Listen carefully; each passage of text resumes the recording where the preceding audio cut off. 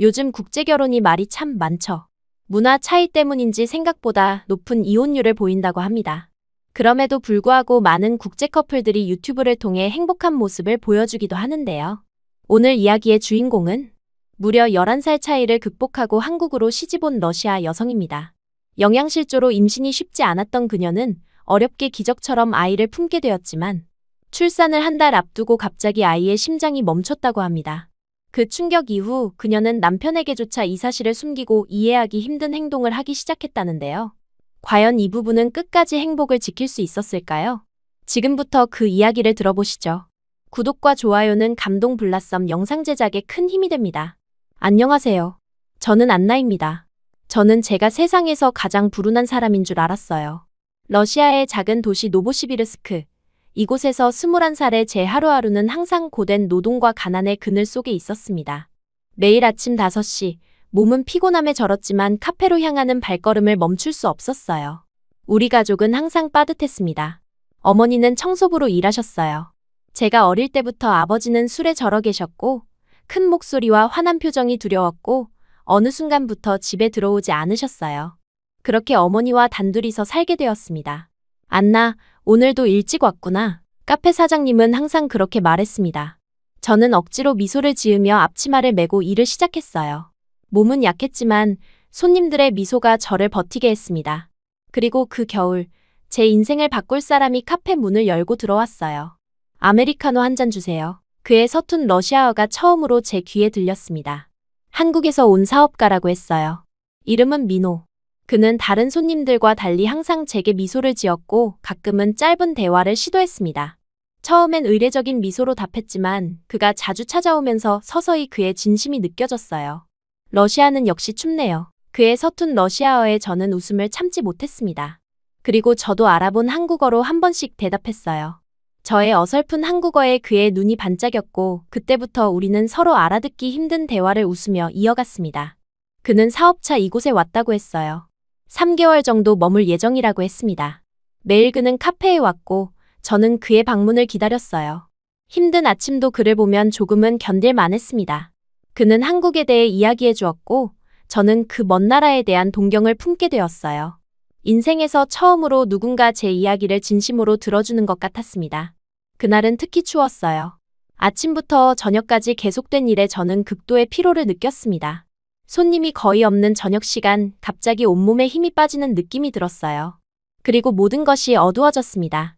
안나, 제가 다시 눈을 떴을 때 민호 씨의 걱정스러운 얼굴이 보였어요. 그는 저를 부축해 병원으로 데려갔습니다. 영양실조와 과로였어요. 의사는 저에게 당장 쉬어야 한다고 했지만 그럴 수 없다는 걸 저도 의사도 알고 있었습니다. 그런데 민호 씨는 달랐어요. 당신 건강이 더 중요해요. 돈 걱정은 하지 마세요. 그의 말에 저는 어리둥절했습니다. 낯선 이방인에게 이런 말을 들은 적이 없었어요. 민호 씨는 저를 집까지 데려다 주었고 다음 날부터 병원비와 약값을 모두 지불했습니다. 타국에서 하루 중 유일하게 웃게 해준 보답이라며 그는 제게 일주일만이라도 쉬길 원했어요. 저는 그의 마음을 거절할 수 없었습니다. 아니, 어쩌면 거절하고 싶지 않았는지도 몰라요. 처음으로 누군가가 저를 진심으로 걱정해주는 것 같았으니까요. 일주일 동안 저는 집에서 쉬었고 민호 씨는 매일 찾아와 음식을 가져다 주었습니다. 우리는 대화를 나누었고 그는 제 가정 환경에 대해 알게 되었어요. 너무 외롭게 자랐네요. 그의 말에 저는 눈물이 날 것 같았습니다. 처음으로 누군가에게 제 삶의 어두운 면을 보여줬는데 그는 저를 판단하지 않았어요. 오히려 이해해 주었습니다. 그렇게 우리는 더 가까워졌어요. 그의 출장 기간이 절반쯤 지났을 때 저는 농담처럼 말했습니다. 당신 같은 사람과 결혼하고 싶어요. 한국에 데려가 주세요. 단순한 농담이었어요. 하지만 그의 눈빛이 달라졌습니다. 농담이라도 그러지 마세요. 나이 차이도 많이 나잖아요. 저는 진지한 그의 답변에 당황했어요. 장난이에요. 저는 웃으며 말했지만 가슴 한구석에서는 진심이었는지도 모릅니다. 그리고 그날 이후로 민호 씨는 더 자주 제게 한국 이야기를 해주었어요. 마치 저를 설득하려는 것처럼요. 하지만 남녀 사이 누가 막을 수 있나요? 저희 두 사람은 끝내 연인이 되었고 민호 씨의 출장이 끝나갈 무렵 민호 씨는 제게 청혼했습니다. 안나, 나와 결혼해 줄래요? 한국에서 함께 살아요. 저는 깜짝 놀랐어요. 농담처럼 시작된 이야기가 현실이 되다니요. 하지만 망설일 이유가 없었습니다. 이 도시를 벗어나고 싶었어요. 그리고 민호 씨라면 그는 다른 남자들과 달랐습니다. 네, 결혼하고 싶어요. 제 대답에 민호 씨는 활짝 웃었고 그날 밤 우리는 함께 별을 보며 미래를 꿈꿨어요. 11살 차이, 다른 문화와 언어, 모든 것이 장벽이 될 수 있었지만 우리에게는 중요하지 않았습니다. 어머니는 걱정했어요. 안나, 너무 서두르는 거 아니니? 그 사람 제대로 알아? 하지만 저는 이미 마음을 정했습니다. 민호 씨는 제가 만난 가장 따뜻한 사람이었어요. 그는 저를 존중해 주었고 제 이야기를 들어주었습니다. 제가 알던 유일한 남자, 아버지와는 정반대였어요. 그렇게 빠르게 일이 진행되었습니다. 민호 씨가 한국으로 돌아간 후 저는 비자 절차를 밟았고 2달 후에 한국행 비행기에 올랐어요. 가진 것이라고는 작은 캐리어 하나뿐이었지만 가슴은 희망으로 가득 찼습니다. 민호 씨는 인천공항에서 저를 기다리고 있었어요. 한국에서의 첫날은 모든 것이 신기했습니다. 고층 건물들, 밝은 네온사인, 그리고 바쁘게 움직이는 사람들. 민호 씨의 집은 작지만 아늑했어요. 그는 제가 적응할 수 있도록 모든 것을 준비해 두었습니다. 러시아어로 된 책자들, 한국어 교재, 그리고 러시아 음식도 몇 가지 준비해 두었어요. 여기가 이제 우리 집이에요. 민호 씨의 말에 저는 눈물이 났습니다. 처음으로 집이라는 단어가 따뜻하게 느껴졌어요. 결혼식은 소박했습니다. 민호 씨의 가족과 지인만 모인 자리였어요. 민호 씨의 유일한 가족인 시아버지는 조용하셨지만 따뜻한 미소로 저를 맞아주셨습니다. 우리 며느리 예쁘구나. 그 말에 저는 안도했어요. 적어도 시아버지는 저를 받아들여 주시는 것 같았습니다. 하지만 적응은 쉽지 않았어요. 언어 장벽, 문화적 차이, 그리고 낯선 환경. 모든 것이 도전이었습니다.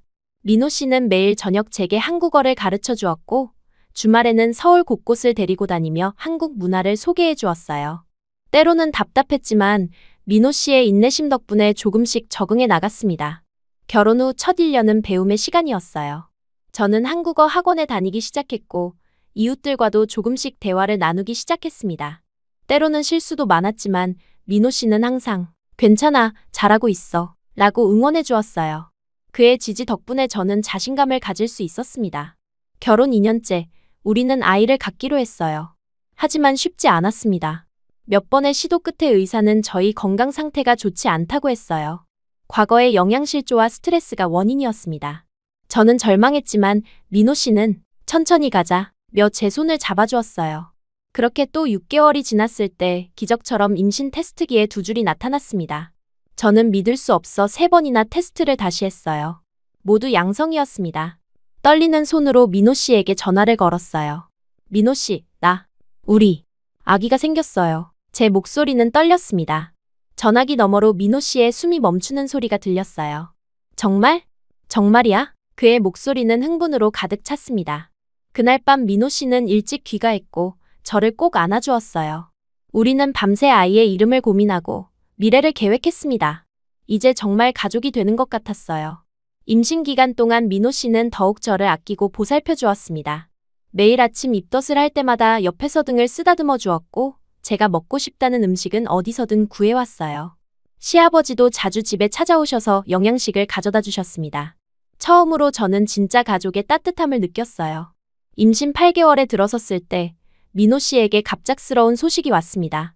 회사에서 장기 출장을 가야 한다는 것이었어요. 중국의 새로운 지사를 설립하는 중요한 프로젝트였습니다. 민호 씨는 거절하려 했지만 이미 모든 준비가 되어 있었고 그의 경력에도 중요한 기회였어요. 안나, 어떡하지?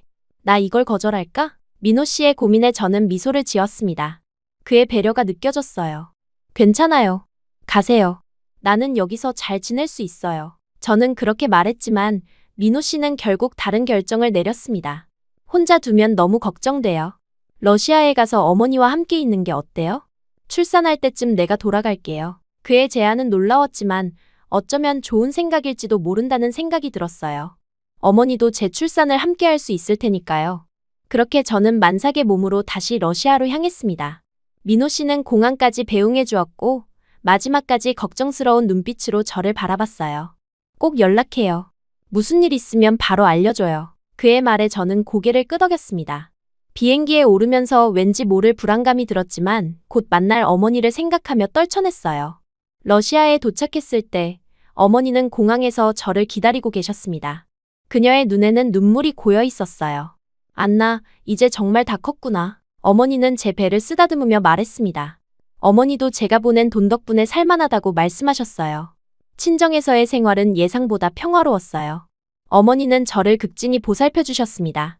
매일 민호 씨와 영상통화를 하며 지냈어요. 그는 중국에서 바쁜 일정 속에서도 항상 저를 걱정했습니다. 오늘은 어땠어요?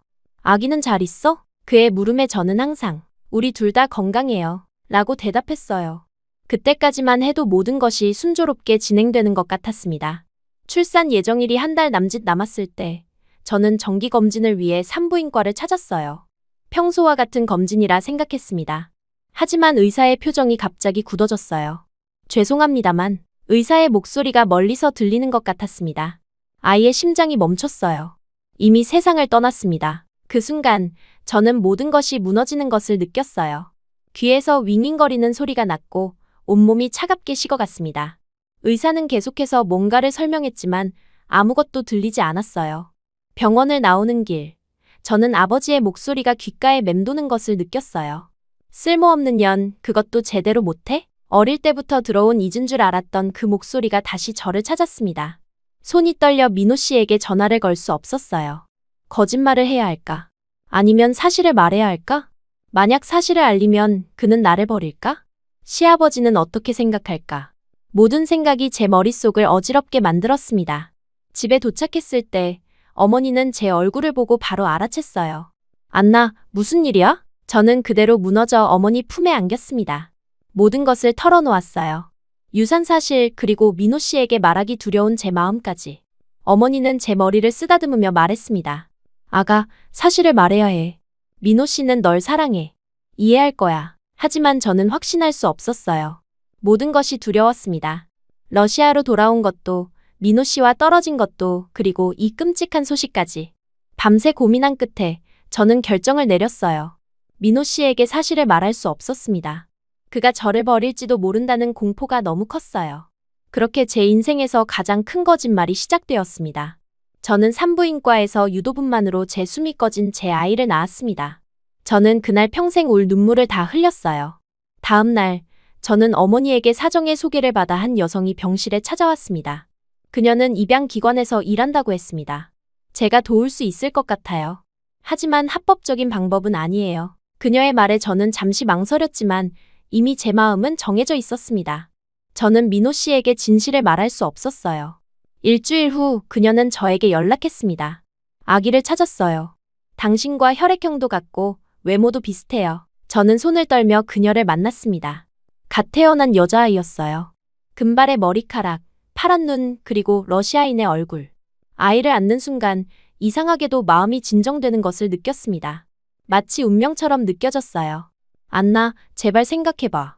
이건 범죄야. 어머니의 만류에도 저는 이미 마음을 정했습니다. 그날 밤 저는 민호 씨에게 전화를 걸었어요. 민호 씨, 나 오늘 출산했어요. 예정일보다 조금 일찍 왔어요. 제 목소리는 떨렸지만 민호 씨는 알아차리지 못했습니다. 그는 너무 기뻐했어요. 정말? 아이는 어때? 건강해? 그의 질문 폭격에 저는 준비해둔 대로 대답했습니다. 우리 이쁜 공주님이에요. 건강해요. 당신을 닮았어요. 마지막 말은 거짓이었지만 그 순간 정말로 그렇게 느껴졌어요.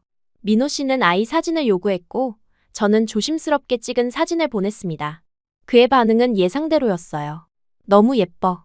우리 딸이구나. 그 말에 저는 눈물을 참을 수 없었습니다. 죄책감과 안도감이 동시에 밀려왔어요. 그렇게 저는 아이와 함께 러시아에서 회복하는 시간을 보냈습니다. 매일 민호 씨에게 아이 사진을 보내고 그의 기쁨 가득한 목소리를 들었어요. 그리고 가끔은 죄책감에 잠을 이루지 못하는 밤도 있었습니다. 하지만 아이를 안고 있으면 이상하게도 마음이 평온해졌어요. 마치 이 아이가 정말 제 아이인 것처럼 느껴졌습니다. 6개월이 지났고 민호 씨의 출장도 끝나갔습니다. 이제 한국으로 돌아갈 시간이었어요. 저는 두려움과 기대 사이에서 마음을 진정시키려 했습니다. 아이는 이제 6개월이 되었고 날이 갈수록 저를 닮아간다고 느꼈어요. 적어도 제가 그렇게 믿고 싶었습니다. 러시아를 떠나기 전날 밤, 어머니는 저를 꼭 안아주셨어요. 안나, 조심해. 그리고 언젠가는 진실을 말해야 해. 어머니의 말에 저는 고개를 끄덕였지만 마음속으로는 절대 말할 수 없어라고 생각했습니다. 그것은 제 가슴속에 영원히 묻어둘 비밀이었어요. 한국행 비행기에 오르며 저는 새로운 시작을 다짐했습니다. 이제 우리는 진짜 가족이 될 거예요. 민호 씨, 저, 그리고 우리의 딸. 비행기가 이륙하며 저는 아이를 품에 안고 속삭였어요. 이제 우리 집으로 가자. 아빠가 기다리고 있어. 그 말은 거짓이 아니었습니다. 민호 씨는 정말로 우리를 기다리고 있었으니까요. 인천공항에 도착했을 때 제 심장은 거의 멈출 것 같았어요. 6개월 동안 떨어져 있었던 민호 씨가 저 멀리서 손을 흔들고 있었고 그 옆에는 시아버지도 서 계셨습니다. 아기를 더 단단히 품에 안으며 깊게 숨을 들이마셨어요. 이 순간을 위해 수없이 연습했지만 막상 닥치니 온몸이 떨렸습니다. 안나, 민호 씨가 달려와 저를 꼭 안아주었어요. 그의 익숙한 체온과 향기가 저를 반겼습니다. 하지만 그의 눈은 곧 제 품에 안긴 아이에게로 향했어요. 우리 공주님, 민호 씨가 조심스럽게 아이를 받아들며 말했습니다. 그 순간 시간이 멈춘 것 같았어요. 민호 씨와 시아버지의 눈에서 잠시 의문이 스쳐 지나가는 것을 놓치지 않았습니다. 숨이 막혔어요. 눈치챘을까? 라는 생각이 머릿속을 강타했습니다. 침묵이 이어지던 그때 시아버지가 웃으며 말씀하셨어요. 우리 며느리를 많이 닮았구나. 예쁘다. 그 한마디에 제 어깨에서 무거운 짐이 조금 내려가는 것 같았습니다. 민호 씨도 고개를 끄덕이며 아이의 볼을 부드럽게 쓰다듬었어요. 그러게요, 아빠. 안나를 닮아서 예쁘네요. 집으로 가는 차 안에서 민호 씨는 끊임없이 아이에게 말을 걸었어요. 마치 오랫동안 기다려온 보물을 만난 것처럼 행복해 보였습니다. 제 마음 한구석에는 여전히 불안이 자리 잡고 있었지만 민호 씨의 모습을 보니 조금은 안심이 되었어요. 첫날 밤, 아이가 잠든 후 민호 씨와 나란히 누웠을 때 그가 내 손을 꼭 잡았습니다. 고마워, 안나. 이렇게 예쁜 아이를 낳아줘서. 그 말에 눈물이 왈칵 쏟아질 뻔했어요. 대신 애써 미소를 지으며 그의 손을 마주 잡았습니다. 시간이 지날수록 저는 한국 생활에 조금씩 적응해 나갔어요. 아이를 돌보는 일은 생각보다 자연스러웠습니다. 마치 태어날 때부터 제 아이였던 것처럼 느껴졌어요. 그 아이에게 소피아라는 원래 첫째에게 지어줬어야 할 이름과 지민이라는 한국 이름을 함께 지어주었습니다. 저에게는 항상 소피아였지만 민호 씨와 다른 사람들에게는 지민이었어요. 한국에 돌아온 지 3개월이 지났을 무렵 제 몸이 완전히 회복되었다고 느꼈습니다. 그때부터 다시 한국어 공부를 시작했어요. 처음에는 정말 어려웠습니다. 한글의 모양도 낯설었고 발음은 더더욱 어려웠어요. 하지만 민호 씨가 매일 밤 저와 함께 공부해 주었고 시아버지도 가끔 오셔서 쉬운 단어들을 가르쳐 주셨습니다. 안나, 천천히 해도 돼. 조급해하지 마. 민호 씨의 응원에 저는 더 열심히 했어요. 언어를 배우는 것은 단순히 의사소통을 위한 것만이 아니었습니다. 그것은 제가 이 나라에, 이 가정에 정말로 속할 수 있다는 증거였어요. 소피아가 1살이 되었을 때 저는 용기를 내어 일자리를 찾기로 했습니다. 러시아에서처럼 카페에서 일하고 싶었어요. 민호 씨는 처음에 반대했지만 제 의지를 존중해 집 근처의 작은 카페를 소개해 주었습니다. 여기 사장님이 내 고등학교 선배예요. 잘 부탁드린다고 말해뒀어. 민호 씨의 배려에 감사했지만 한편으로는 스스로 해내고 싶다는 욕심도 있었어요. 결국 면접을 보게 되었고 서툰 한국어로 러시아에서의 경험을 설명했습니다. 다행히 사장님은 저를 파트타임으로 채용해 주셨어요. 처음 몇 주는 정말 힘들었습니다. 손님들의 말을 제대로 알아듣지 못할 때가 많았고 메뉴판을 읽는 것도 버거웠어요. 하지만 포기하지 않았습니다. 매일 아침 소피아를 민호 씨의 아버님께 맡기고 카페로 향했어요. 실수할 때마다 노트에 적어두고 집에 돌아와 공부했습니다. 그렇게 1년이 지났을 무렵 저는 어느 정도 한국어로 대화할 수 있게 되었고 카페에서도 인정받기 시작했어요. 사장님은 제게 바리스타 교육을 받아보라고 제안했습니다. 안나 씨는 손이 정교해요. 바리스타 재능이 있어요. 그 말에 저는 가슴이 뭉클했어요. 러시아에서는 단순히 생존을 위해 일했지만 여기서는 누군가가 제 능력을 인정해 주었습니다. 바리스타 자격증 공부는 생각보다 재미있었어요. 다양한 원두의 향과 맛을 구분하는 법, 에스프레소 추출 시간, 라떼 아트의 기술까지. 모든 것이 새로웠습니다. 시험 전날, 민호 씨는 제가 연습할 수 있도록 거실을 작은 카페처럼 꾸며놓았어요. 손님, 카페라떼 한 잔이요. 민호 씨가 장난스럽게 주문하며 저를 응원했습니다. 그의 지지 덕분에 저는 자신감을 가질 수 있었어요. 마침내 자격증을 취득한 날, 카페 사장님은 저를 정직원으로 승진시켜 주셨습니다. 월급도 오르고 근무 시간도 더 안정적이 되었어요. 저는 그 돈으로 러시아에 계신 어머니께 조금 더 생활비를 보낼 수 있게 되었습니다. 어머니와 영상통화를 할 때마다 그녀의 얼굴에 드러나는 안도감을 보는 것은 저에게 큰 기쁨이었어요. 안나, 넌 정말 강한 아이야. 항상 내가 자랑스럽단다. 어머니의 말씀에 저는 눈물을 감추며 웃었습니다. 그녀는 제 비밀을 알고 있었지만 한 번도 그것을 언급하지 않았어요. 그저 묵묵히 저를 지지해 주셨습니다. 소피아가 3살이 되었을 때 우리 가족은 더욱 단단해졌어요. 민호 씨는 승진해서 집에 더 일찍 돌아올 수 있게 되었고 시아버지는 주말마다 찾아오셔서 소피아와 놀아주셨습니다. 이웃들도 저를 러시아에서 온 바리스타로 알아봐 주었어요. 어떤 날은 카페에 일부러 저를 보러 오는 손님들도 있었습니다. 안나 씨가 만든 커피가 제일 맛있어요. 그런 말을 들을 때마다 가슴이 뿌듯했어요. 처음으로 제가 누군가에게 필요한 사람이라는 느낌이 들었습니다. 결혼 4년차가 되었을 무렵 우리 부부는 인꼬부부로 동네에 소문이 났어요. 민호 씨는 항상 퇴근길에 꽃이나 작은 선물을 사왔고 저는 그의 취향에 맞는 요리를 연구했습니다. 주말이면 셋이서 한강공원이나 놀이동산에 가기도 했어요. 소피아는 날이 갈수록 더 예뻐졌고 똑똑했습니다. 러시아어와 한국어를 자연스럽게 오가며 말하는 모습이 자랑스러웠어요. 그러던 어느 날 소피아의 유치원 선생님이 저를 불러 이야기를 나누고 싶다고 했습니다. 가슴이 철렁 내려앉았어요. 혹시 뭔가 눈치챈 걸까? 하는 불안감이 엄습했습니다. 안나 어머님, 소피아가 최근에 다른 아이들과 어울리는데 어려움을 겪고 있어요. 혹시 가정에 변화가 있었나요? 선생님의 질문에 안도하면서도 걱정이 되었어요. 집에 돌아와 소피아에게 물어보니 친구들이 자신의 금발 머리와 파란 눈을 놀린다고 했습니다. 엄마, 나는 왜 다른 애들이랑 달라요? 소피아의 순수한 질문에 가슴이 아팠어요. 저는 그저 아이를 꼭 안아주며 대답했습니다. 너는 특별해. 러시아와 한국 두 나라의 아름다움을 모두 가진 아이야. 민호 씨에게 이 일을 이야기했더니 그는 즉시 소피아의 유치원에 찾아가 선생님과 상담했어요. 그 후로 아이들의 놀림은 줄어들었지만 저의 마음속 불안은 커져만 갔습니다. 소피아가 자라면서 점점 더 많은 질문을 할 테고 언젠가는 진실을 알게 될지도 모른다는 두려움이 생겼어요. 그렇게 시간이 지나면서 저희 부부는 둘째를 갖기로 결정했습니다. 사실 오랫동안 고민했어요. 첫째에 대한 비밀을 안고 있는 상태에서 또 다른 아이를 갖는 것이 옳은지 확신이 서지 않았습니다. 하지만 민호 씨의 간절함과 소피아에게 형제자매를 만들어주고 싶은 마음이 커서 결국 동의했어요. 놀랍게도 이번에는 금방 임신이 되었습니다. 한국에서 건강해진 덕분이겠죠.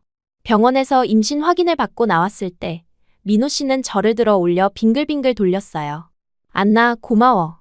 정말 고마워. 그의 행복한 모습에 저도 기뻤지만 한편으로는 두 아이가 너무 달라 보이면 어쩌나 하는 불안이 생겼습니다. 임신 소식은 금방 시아버지와 이웃들에게도 전해졌어요. 모두가 축하해 주었고 특히 시아버지는 손자를 기대하시며 더 자주 집에 오셨습니다. 이번엔 아들이면 좋겠구나. 시아버지의 말씀에 민호 씨는 아들이든 딸이든 건강하기만 하면 됩니다. 라고 대답했어요. 그의 넓은 마음씨가 저를 더 사랑하게 만들었습니다. 임신 4개월 차에 접어들었을 때 저는 동네 미용실에 머리를 하러 갔어요. 그곳에서 이웃 아주머니들을 만났습니다. 평소에는 간단한 인사만 나누던 사이였지만 그날은 다들 제 임신을 축하해주며 이야기를 나누었어요. 둘째는 이제 성별 알아요? 한 아주머니가 물었습니다. 아직이요. 다음 주에 검사 받으러 가요. 제가 대답하자 다른 아주머니가 소피아 이야기를 꺼냈어요. 첫째는 참 예쁘더라고. 근데 아빠를 하나도 안 닮았어. 완전 엄마만 닮게 찍어낸 것 같아. 그 말에 저는 가슴이 철렁 내려앉았습니다. 머리에서 피가 빠져나가는 느낌이었어요. 억지로 웃으며 네, 저를 많이 닮았죠. 라고 대답했지만 손이 떨리기 시작했습니다. 이번엔 남편 닮은 아이 낳아야겠네. 또 다른 아주머니가 웃으며 말했어요. 그들에겐 그저 가벼운 농담이었겠지만 저에겐 가슴을 후벼 파는 말이었습니다. 미용실에 나오면서 온몸에 식은땀이 흘렀어요. 다들 눈치챈 걸까? 민호 씨에게 이 소문이 들어가면 어떡하지? 집으로 가는 내내 불안한 생각들이 머릿속을 가득 채웠습니다. 그날 이후로 동네를 다닐 때마다 이웃들의 시선이 저를 향하는 것 같았어요. 평범한 인사 속에서도 숨겨진 의미를 찾게 되었고 소피아를 데리고 산책할 때면 사람들이 우리를 보며 수군거리는 것 같았습니다. 점점 피해망상이 생겼어요. 어느 날 마트에서 장을 보던 중 두 아주머니가 저를 보며 속삭이는 것을 들었습니다. 저 러시아 여자애 봤어? 완전 러시아 애더라. 혼혈은 티나지 않아? 그 말을 듣는 순간 손에 들고 있던 과일 바구니를 떨어뜨렸어요. 그들은 놀라 저를 쳐다봤고 저는 그대로 마트를 뛰쳐나왔습니다. 집에 돌아와 소피아를 꼭 안고 한참을 울었어요. 아이는 이유도 모른 채 저와 함께 울었습니다. 엄마, 왜 울어요? 소피아의 질문에 대답할 수 없었어요. 그저 엄마가 조금 피곤해서 그래 라고 둘러댔습니다. 그날 밤 민호 씨가 퇴근하고 돌아왔을 때 제 눈이 부어있는 것을 보고 놀랐어요. 안나, 무슨 일 있었어? 그의 걱정 어린 목소리에 저는 거짓말을 했습니다. 임신 호르몬 때문에 감정이 좀 불안정해요. 괜찮아요. 민호 씨는 제 말을 믿고 더 세심하게 챙겨주기 시작했어요. 주말에는 소피아를 데리고 공원에 가서 가족 사진도 많이 찍었습니다. 마치 완벽한 가족인 것처럼요. 사진을 찍을 때마다 저는 소피아가 민호 씨와 닮은 부분을 찾으려고 노력했어요. 턱선? 입술 모양? 뭐든지 조은이 닮은 점이 있었으면 했습니다. 그리고 초음파 검사를 받으러 갔을 때 의사는 웃으며 말했어요. 아들입니다. 축하드려요. 민호 씨는 기쁨에 겨워 제 손을 꼭 잡았습니다. 우리 아들이다. 그의 행복한 모습을 보며 저도 미소 지었지만 마음 한구석에는 여전히 불안이 자리 잡고 있었어요. 집으로 돌아오는 길, 민호 씨가 갑자기 물었습니다. 안나, 요즘 뭔가 고민 있어? 전보다 웃음이 줄었어. 그의 질문에 가슴이 쿵 내려앉았어요. 저는 애써 미소를 지으며 대답했습니다. 아니에요. 그냥 임신이 조금 힘들어서 그래요. 민호 씨는 제 어깨를 감싸며 말했어요. 너무 무리하지 마. 카페 일도 줄이는 게 좋을 것 같아. 그의 배려가 고마우면서도 더 큰 죄책감이 밀려왔습니다. 저는 이 따뜻한 남자에게 거짓말을 하고 있었으니까요. 그날 밤, 잠들지 못하고 소피아의 방에 들어가 그녀가 자는 모습을 지켜봤어요. 금발 머리카락이 베개 위에 흩어져 있었고 작은 입술은 살짝 벌어져 있었습니다. 저는 그녀의 손을 살며시 잡았어요. 엄마가 항상 지켜줄게. 약속할게. 소피아는 꿈속에서 미소를 지었습니다. 다음 날 카페에서 일하던 중 몸이 갑자기 무거워지는 느낌이 들었어요. 임신으로 인한 피로감이라 생각했지만 점점 심해졌습니다. 사장님이 걱정스러운 얼굴로 다가왔어요. 안나 씨, 얼굴이 너무 안 좋아요. 오늘은 일찍 들어가세요. 집으로 돌아오는 길 동네 슈퍼마켓 앞에서 또 다시 이웃 아주머니들을 만났습니다. 그들은 저를 보며 반갑게 인사했지만 제 귀에는 그들의 속삭임이 들리는 것 같았어요. 첫째는 확실히 남편 닮은 구석이 하나도 없어. 그러게 완전 러시아 애더라. 집에 도착하자마자 화장실로 달려가 거울을 보았습니다. 창백한 얼굴, 불안에 찬 눈. 이것이 지금의 제 모습이었어요. 소피아가 유치원에서 돌아올 시간이 다가오고 있었습니다. 저는 깊게 숨을 들이마시고 평소처럼 행동하기로 했어요. 아이 앞에서는 절대 불안한 모습을 보여주고 싶지 않았습니다. 그렇게 하루하루가 흘러갔어요. 표면적으로는 모든 것이 완벽했습니다. 행복한 가정, 사랑하는 남편, 예쁜 딸, 그리고 곧 태어날 아들. 하지만 제 마음속에는 균열이 점점 커져가고 있었어요. 밤마다 악몽에 시달렸고 가끔은 소파에서 혼자 울기도 했습니다. 임신 8개월 차에 접어들었을 때 소피아의 5번째 생일 파티를 준비했어요. 유치원 친구들과 이웃들을 초대했고 러시아식 생일 케이크도 직접 만들었습니다. 모두가 모였을 때 한 아이의 어머니가 소피아를 보며 말했어요. 정말 예쁘네요. 러시아 인형 같아요. 그 말에 다른 아주머니가 덧붙였습니다. 맞아요. 완전 러시아 아이예요. 이번에 태어날 아기는 아빠 닮았으면 좋겠네요. 순간 방 안에 공기가 얼어붙는 것 같았어요. 민호 씨는 잠시 표정이 굳었다가 빠르게 웃음을 지으며 우리 소피아는 예뻐서 누굴 닮든 상관없어요. 라고 대답했습니다. 파티가 끝나고 모두가 돌아간 후 민호 씨는 저에게 다가와 어깨를 감싸 안았어요. 신경 쓰지 마. 사람들 말은 그냥 흘려들어. 그의 위로에 고개를 끄덕였지만 마음속 불안은 더욱 커져만 갔습니다. 그날 밤 저는 결심했어요. 둘째가 태어나면 모든 것이 달라질 거야. 둘째가 민호 씨를 닮으면 그럼 소피아에 대한 의심도 줄어들지 않을까? 그렇게 스스로를 위로하며 또 하루를 버텼습니다. 하지만 불안은 쉽게 사라지지 않았어요. 둘째가 태어났을 때 소피아와 너무 다르게 생기면 어떡하지?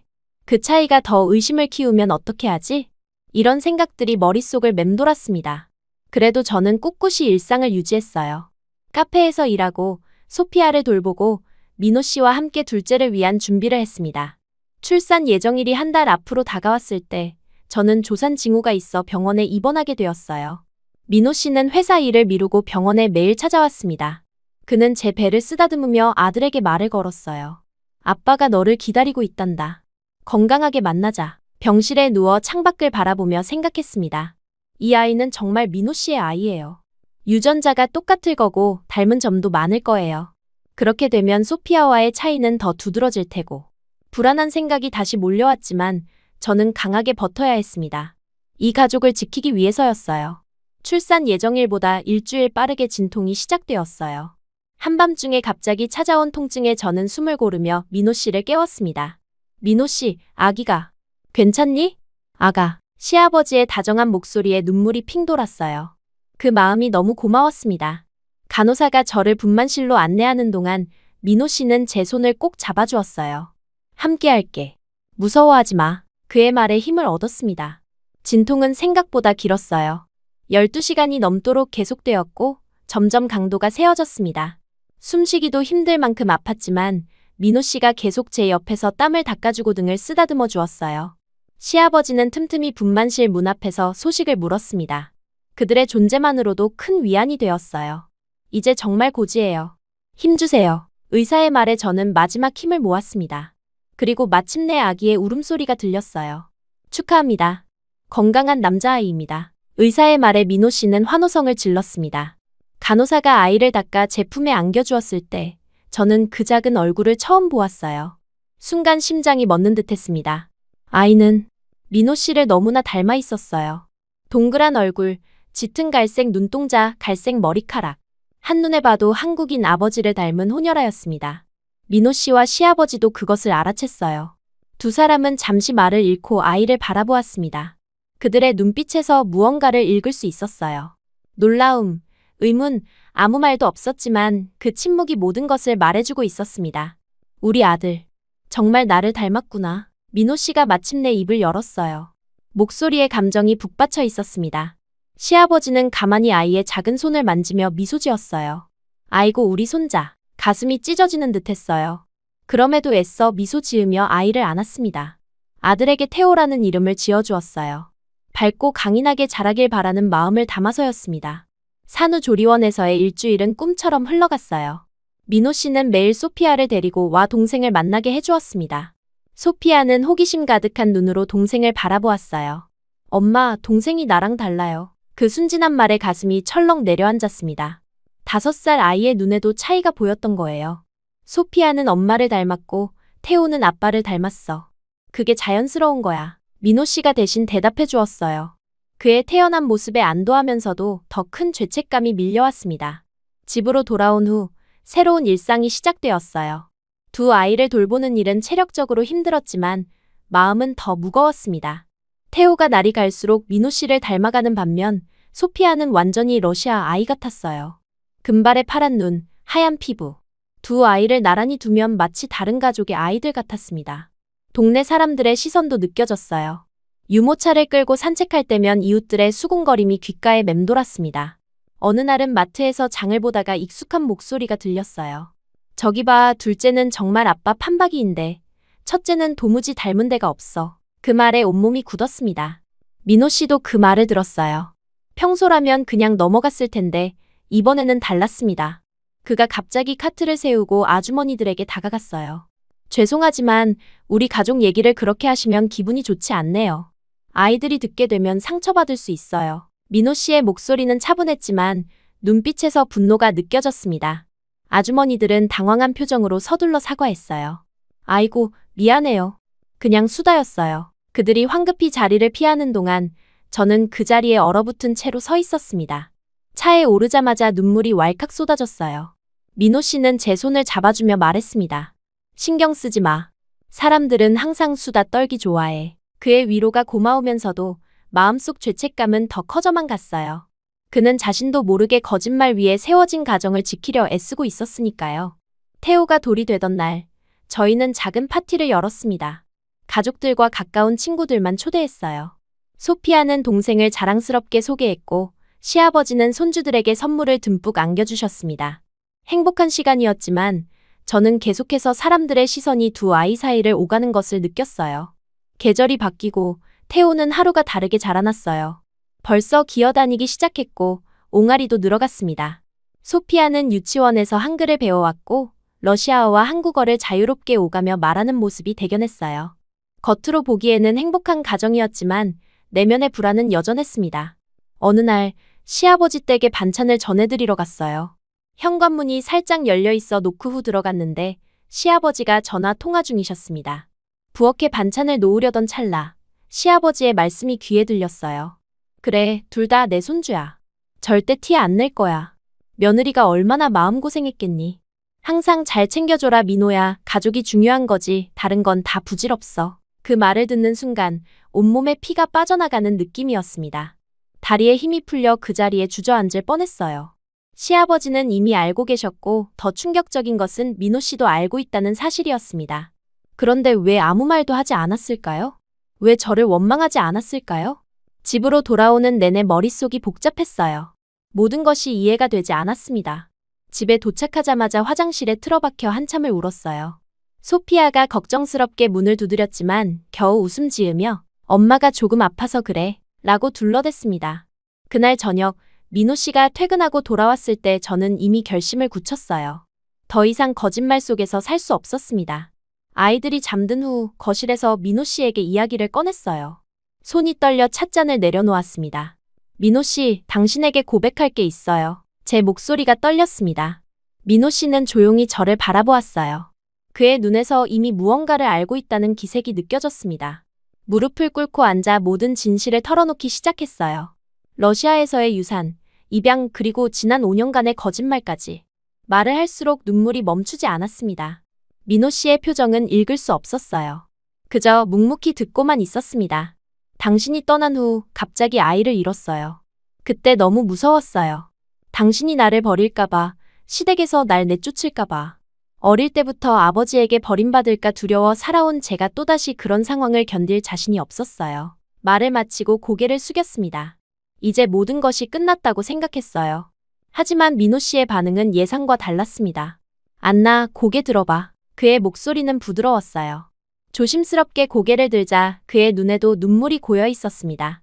사실, 나도 알고 있었어. 그 말에 놀라 말문이 막혔어요.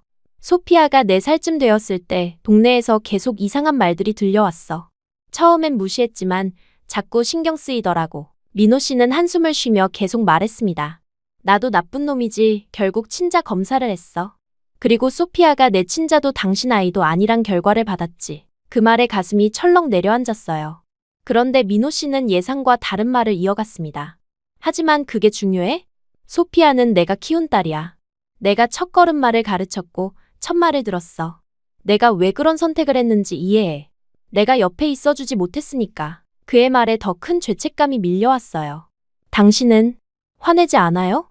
당신을 속였는데 믿기지 않았습니다. 민호 씨는 고개를 저으며 말했어요. 처음엔 화가 났지. 배신감도 느꼈고. 하지만 시간이 지나면서 생각했어. 내가 얼마나 두려웠을지, 얼마나 외로웠을지. 그리고 소피아는 이미 내 딸이었어. 어떤 DNA 검사 결과도 그 사실을 바꿀 수 없어. 그리고 그는 계속해서 놀라운 이야기를 들려주었습니다. 친자 검사 결과를 받은 후 민호 씨는 친정 어머니에게 연락했다고 했어요. 처음엔 어머니가 사실을 부인했지만 결국 모든 것을 털어놓으셨다고 합니다. 어머니가 얼마나 저를 걱정했는지, 얼마나 민호 씨에게 용서를 구했는지 모두 들었다고 해요. 그래서 우리 가족은 다 알고 있었어. 하지만 내가 스스로 말할 때까지 기다리기로 했어. 내가 준비될 때까지. 민호 씨의 말에 저는 더욱 오열했습니다. 그들이 얼마나 저를 배려했는지, 얼마나 이해하려 노력했는지 생각하니 가슴이 찢어지는 것 같았어요. 난 소피아를 내 딸로 키울 거야. 태호와 똑같이. 누가 뭐래도 피가 어떻든 상관없어. 우린 가족이니까. 민호 씨의 말에 저는 그의 품에 안겨 한참을 울었습니다. 용서받을 자격이 없다고 느꼈지만 그의 따뜻한 품은 저를 받아주었어요. 밤이 깊어갔지만 우리는 계속 이야기를 나눴습니다. 민호 씨는 소피아를 처음 만났을 때부터 느꼈던 사랑에 대해, 아이를 키우며 느낀 행복에 대해 이야기했어요. 그리고 저는 러시아에서의 두려움과 고통, 그리고 입양 과정에서의 혼란스러운 감정들을 모두 털어놓았습니다. 당신이 어떻게 그런 결정을 내렸는지 완전히 이해할 순 없어. 하지만 내가 얼마나 두려웠을지는 알 것 같아. 민호 씨의 말에 고개를 끄덕였어요. 누구도 완전히 이해할 수 없을 거예요. 저조차도 그때의 결정을 완전히 설명할 수 없으니까요. 이제 어떻게 해야 할까요? 저는 조심스럽게 물었습니다. 미래가 막막했어요. 민호 씨는 잠시 생각하더니 대답했습니다. 우선 지금 사는 동네를 떠나는 게 좋을 것 같아. 새로운 시작을 하자. 그리고 언젠가 소피아에게 진실을 말해야 할 때가 올 거야. 하지만 그건 아직 먼 훗날의 일이야. 지금은 그저 아이들을 사랑으로 키우는 데 집중하자. 그의 말에 안도했어요. 새로운 시작, 그것은 제가 간절히 원하던 것이었습니다. 해가 뜰 무렵 우리는 지친 몸을 이끌고 침대에 누웠어요. 민호 씨는 제 손을 꼭 잡아주었고 저는 오랜만에 깊은 숨을 들이쉴 수 있었습니다. 다음 날 아침 눈을 떴을 때 모든 것이 꿈처럼 느껴졌어요. 하지만 민호 씨의 다정한 미소가 현실임을 깨닫게 해주었습니다. 그는 평소와 다름없이 아이들을 돌보고 출근 준비를 했어요. 마치 어젯밤에 일이 없었던 것처럼요. 오늘 퇴근하고 부동산 좀 알아볼게. 이사할 만한 좋은 동네를 찾아보자. 민호 씨가 출근하며 말했습니다. 그의 행동에서 어떤 미움도 원망도 느껴지지 않았어요. 정말 모든 것을 용서한 것일까요? 그날 오후 시아버지가 찾아오셨습니다. 민호 씨가 모든 것을 이야기했다고 하셨어요. 시아버지는 저를 꼭 안아주셨습니다. 우리 며느리 얼마나 힘들었니? 이제 다 털어놓았으니 마음이 조금은 편해졌겠구나. 시아버지의 따뜻한 말씀에 또다시 눈물이 흘렀어요. 아버님, 정말 죄송해요. 용서해 주셔서 감사합니다. 그분은 고개를 저으셨습니다. 용서할 것 없다. 넌 내 며느리고 소피아는 내 손녀야.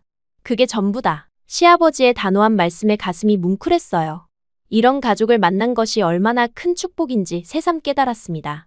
그날 밤 민호 씨는 퇴근하자마자 말을 쏟아냈어요. 여기 좋은 곳을 찾았어. 학군도 좋고 공원도 가까워. 아이들이 자라기 좋은 환경이야. 그는 마치 새로운 시작을 기대하는 듯 했습니다. 일주일 후 우리는 새 집을 계약했어요. 깨끗한 아파트였고 이전 동네와는 충분히 멀었습니다. 이사 준비를 하면서 많은 것들을 정리했어요. 단순히 물건만이 아니라 마음속 무거운 짐들도요. 처음으로 모든 것을 있는 그대로 받아들이고 앞으로 나아갈 준비가 되었습니다. 이사 전날 소피아가 방에서 자는 모습을 지켜봤어요. 금발 머리가 베개 위에 흩어져 있었고 작은 입술은 살짝 벌어져 있었습니다. 그녀가 누구의 아이든 저에게는 소중한 딸이었어요. 민호 씨의 말이 맞았습니다. 피보다 더 중요한 것은 함께한 시간과 사랑이었어요. 태호의 방으로 가서 그의 자는 모습도 들여다보았습니다. 그는 민호 씨를 쏙 빼닮았어요. 같은 코 모양, 같은 입술 라인. 그가 자라면서 점점 더 아빠를 닮아갈 것이 분명했습니다. 두 아이가 서로 다른 모습이어도 이제는 그것이 문제되지 않았어요. 우리는 이미 충분히 단단한 가족이었으니까요. 다음 날 우리는 새로운 집으로 이사했습니다. 소피아는 신이 나서 자기 방을 이리저리 둘러보았고 태호는 넓은 거실을 기어다니며 즐거워했어요. 민호 씨는 제 허리를 감싸 안으며 말했습니다. 여기서 다시 시작하자. 이제 과거는 잊고. 그의 말에 고개를 끄덕였어요. 하지만 과거를 완전히 잊을 수는 없을 것입니다. 그것은 제 일부였고 우리 가족의 역사였으니까요. 중요한 건 그 과거를 어떻게 받아들이고 어떻게 앞으로 나아가느냐였습니다. 그날 밤 새 집에서의 첫 저녁 식사를 하며 민호 씨는 건배를 제안했어요. 우리 가족의 새로운 시작을 위해. 소피아도 따라 주스 잔을 들어 올렸고 태호는 이유도 모른 채 방긋 웃었습니다. 그 순간 저는 이것이 진정한 행복이라고 느꼈어요. 거짓말과 두려움에서 벗어나 진실과 용서 위에 세워진 새로운 시작이었습니다. 새 집으로 이사한 지 한 달쯤 지났을 때 저희 가족은 비로소 진정한 평화를 찾기 시작했어요. 깨끗한 아파트, 친절한 이웃들, 그리고 무엇보다 과거의 무거운 짐에서 벗어난 마음이 저에게 새로운 활력을 주었습니다. 아침마다 창문을 열면 작은 공원이 보였고 아이들은 그곳에서 뛰어노는 것을 좋아했어요. 소피아는 벌써 새 유치원에 적응해 친구들도 사귀었고 태호는 날이 갈수록 건강하게 자라났습니다. 민호 씨는 매일 아침 출근하기 전에 소피아의 머리를 빗어주는 것을 일과로 삼았어요. 아빠 손은 마법손이야. 아프지 않게 빗어줘요. 라며 소피아가 좋아하는 모습을 볼 때면 가슴이 뭉클해졌습니다. 그 모습은 마치 오래전부터 혈연으로 이어진 부녀 같았어요. 민호 씨는 진심으로 소피아를 자신의 딸로 사랑하고 있었습니다. 이사 후 저는 새로운 카페에서 일을 시작했어요. 이전보다 규모가 큰 프랜차이즈였지만 바리스타 경력을 인정받아 빠르게 적응할 수 있었습니다. 동료들은 제 러시아 악센트를 재미있어 했고 가끔 러시아어로 간단한 인사말을 가르쳐 달라고 하기도 했어요. 처음으로 직장에서 부담 없이 제 출신을 이야기할 수 있었습니다. 주말이면 가족 모두가 함께 시간을 보냈어요. 민호 씨는 아이들을 데리고 자전거 타기를 가르쳤고 저는 러시아 전통 요리를 만들어 가족의 입맛을 사로잡았습니다. 시아버지도 한 달에 한 번은 꼭 찾아오셔서 손주들과 시간을 보내셨어요. 그분의 눈에서 진심 어린 사랑이 느껴졌습니다. 새로운 시작이었지만 가끔은 여전히 죄책감이 밀려올 때가 있었어요. 특히 소피아가 자신의 정체성에 대해 질문할 때면 가슴이 무거워졌습니다. 엄마, 나는 왜 다른 애들이랑 달라요? 왜 내 머리는 노란색이고 눈은 파란색이에요? 그럴 때마다 저는 그저 너는 특별한 아이야. 러시아와 한국의 아름다움을 모두 가졌어. 라고 대답했습니다. 언젠가는 소피아에게 진실을 말해야 한다는 것을 알고 있었어요. 하지만 민호 씨와 의논한 결과 아이가 충분히 성장한 후에 이야기하기로 했습니다. 지금은 그저 사랑으로 키우는 데 집중하기로 했어요. 그것이 가장 중요한 일이었으니까요. 이사 후 1년이 지났을 무렵 저는 다시 임신 사실을 알게 되었습니다. 처음에는 놀라고 두려웠어요. 소피아와 테오를 키우는 것만으로도 충분히 바빴고 세 번째 아이를 감당할 수 있을지 자신이 없었습니다. 하지만 민호 씨는 기뻐하며 저를 안심시켰어요. 우리 함께 할 수 있어. 이번에도 처음부터 끝까지 내가 내 곁에 있을게. 임신 소식은 가족 모두에게 기쁨을 안겨주었습니다. 소피아는 신이 났고 아직 어린 테오도 엄마 배를 만지며 웃었어요. 시아버지는 손주가 또 생긴다며 연신 미소를 지으셨습니다. 셋째는 시할머니를 닮았으면 좋겠구나 라는 말씀에 모두가 웃었어요. 셋째 임신은 첫째, 둘째와는 다른 경험이었습니다. 소피아 때는 혼자였고 테오 때는 불안했지만 이번에는 평온했어요. 모든 검진에 민호 씨가 함께했고 태아의 성장 과정을 함께 지켜봤습니다. 의사는 건강한 여자아이라고 했어요. 민호 씨는 또 딸을 갖게 된다며 기뻐했습니다. 출산 예정일이 다가올수록 저는 이상하게도 편안해졌습니다. 이전의 두려움이나 불안은 사라지고 오히려 기대감이 커졌어요. 가족 모두가 저를 지지해 주었고 특히 민호 씨는 제가 필요한 모든 것을 챙겨주었습니다. 러시아에 계신 어머니와도 자주 영상통화를 하며 소식을 전했어요. 어머니는 손녀를 보고 싶다며 출산 후 한국을 방문하겠다고 약속하셨습니다. 마침내 출산일이 왔어요.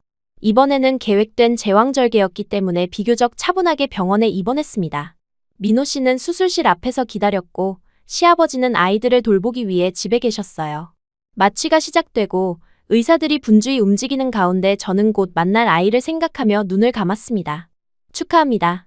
건강한 공주님입니다. 의사의 말과 함께 아기의 울음소리가 들렸어요. 간호사가 아이를 닦아 제게 보여주었을 때 저는 놀라움에 숨을 들이켰습니다. 금발의 머리카락, 하얀 피부. 소피아를 처음 봤을 때와 너무도 닮아 있었어요. 민호 씨가 수술실에 들어와 아이를 보았을 때 그의 눈에도 놀라움이 가득했습니다. 안나, 소피아와 더 이상 말을 잇지 못했지만 그의 표정에서 모든 것을 읽을 수 있었어요. 우리는 서로를 바라보며 조용히 눈물을 흘렸습니다. 그것은 슬픔의 눈물이 아니라 감사와 안도의 눈물이었어요. 회복실에서 민호 씨는 제 손을 꼭 잡으며 말했습니다. 이건 마치 운명 같아. 소피아가 정말 우리 가족이라는 증거 같아. 그의 말에 고개를 끄덕였어요.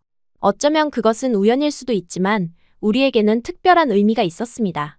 마치 우주가 우리의 선택을 인정해주는 것 같았어요. 딸의 이름은 나탈리아로 지었습니다. 러시아식 이름이지만 한국어로는 나라라고 불렀어요.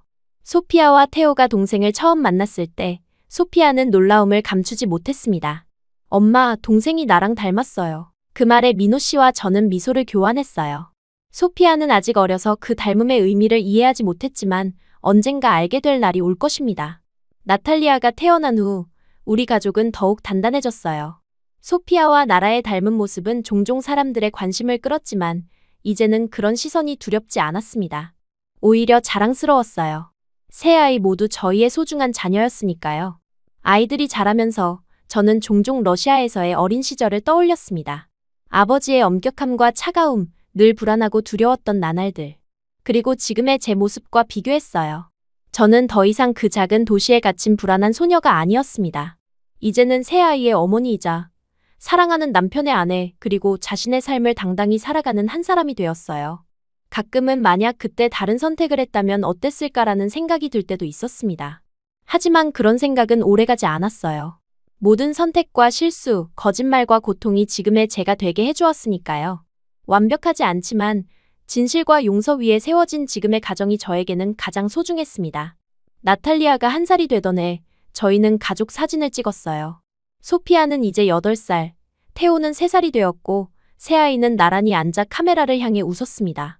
금발의 소피아와 나라, 그리고 그 사이에 갈색 머리의 테오. 언뜻 보면 이상한 조합일 수 있지만 우리에게는 완벽한 가족이었어요. 그 사진을 보며 민호 씨가 말했습니다. 우리 가족이 특별한 이유는 피가 아니라 우리가 서로를 얼마나 사랑하는지에 있어. 그의 말에 깊이 공감했어요. 진정한 가족의 의미는 혈연이 아니라 서로를 위해 얼마나 희생하고 사랑하는지에 있었습니다. 러시아에서의 어린 시절, 저는 늘 아버지의 눈치를 보며 살았어요. 한 번도 제대로 된 사랑을 받아본 적이 없었고, 그래서 사랑을 주는 법도 몰랐습니다. 하지만 민호 씨와의 만남, 그리고 아이들을 통해 저는 진정한 사랑을 배웠어요. 받는 것보다 주는 것이 더 큰 기쁨이라는 것을, 조건 없이 누군가를 위해 희생할 수 있다는 것을 알게 되었습니다.